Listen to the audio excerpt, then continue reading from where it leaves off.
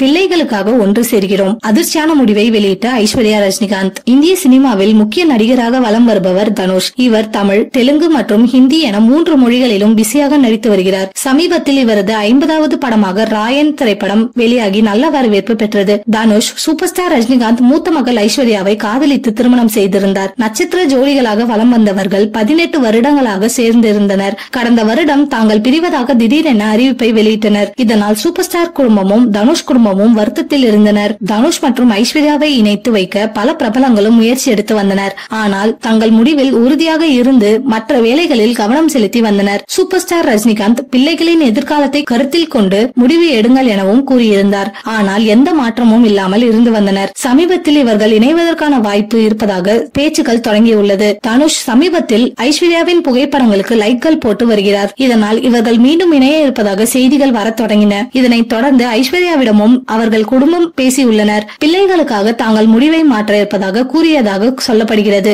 இன்னும் இதனை பற்றி அதிகாரப்பூர்வ அறிவிப்பு வெளியாகவில்லை.